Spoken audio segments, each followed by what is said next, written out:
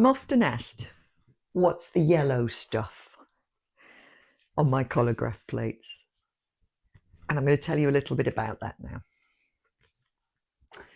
So it's varnish. The process of making cardboard collagraph plates, you have the surface of the card. You need to make some areas more porous, so you scratch and peel, and that's more porous, and those are your darker parts. And you make some areas shiny by adding glue or sticky shiny tape to repel the ink, and those are your light parts. And then you varnish the whole surface, making it a little bit more durable, easier to wipe ink on and off, and then you can print. I'm going to tell you today a little bit about why we varnish our plates and all the different varnishes you can use. Every artist has their preference, and I prefer the yellow stuff. But there are alternatives, and we'll have a little talk through all of them now. So, the yellow stuff is shellac. Shellac is made with flakes and methylated spirits.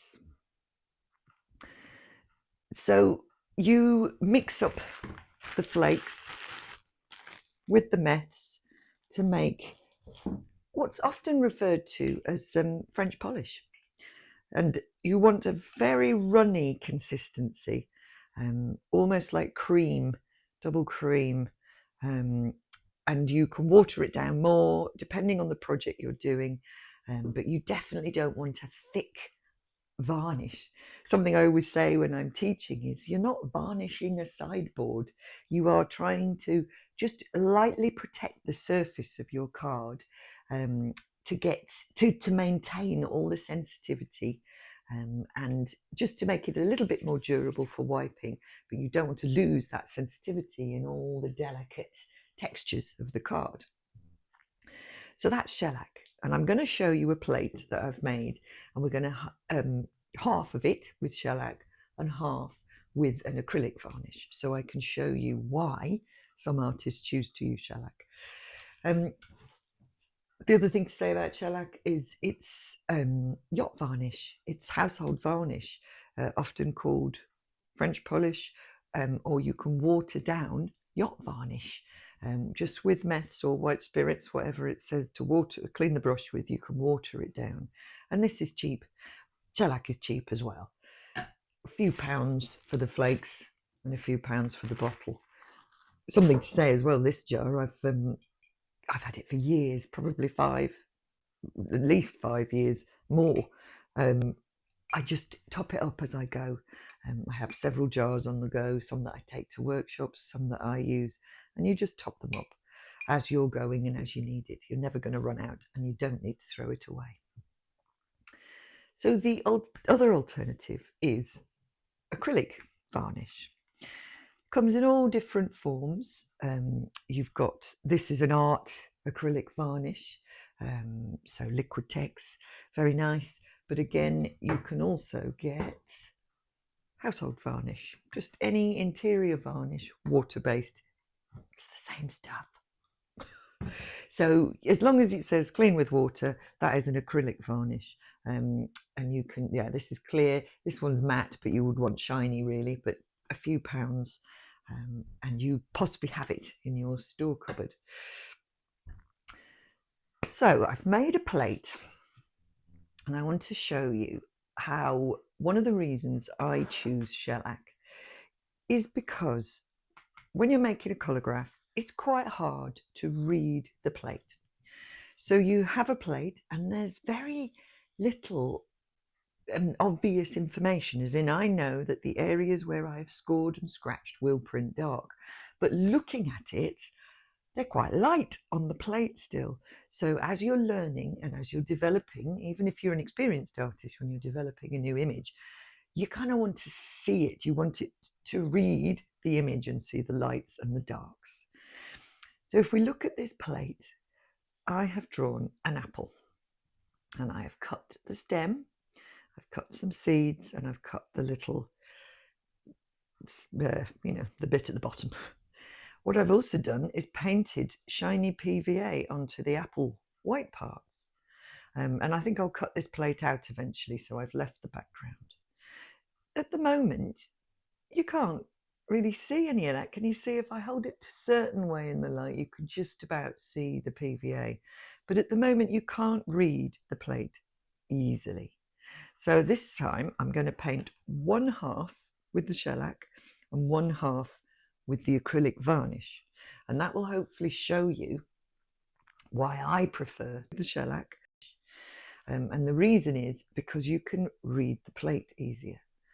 So here we go. We've got the shellac. I'm going to use my brush, just a very fine coat. We don't want to varnish a sideboard.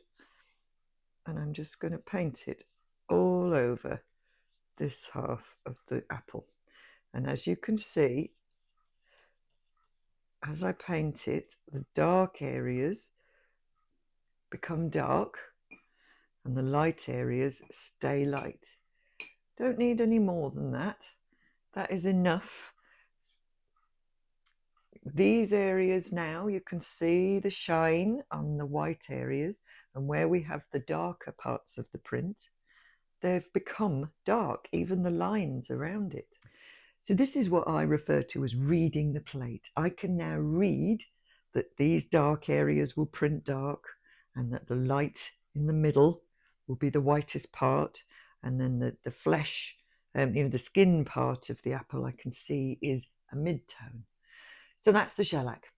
Now I'm going to show you with the acrylic varnish, and we'll see the difference. So with the acrylic varnish, it's very runny and clear. Ooh, just go in.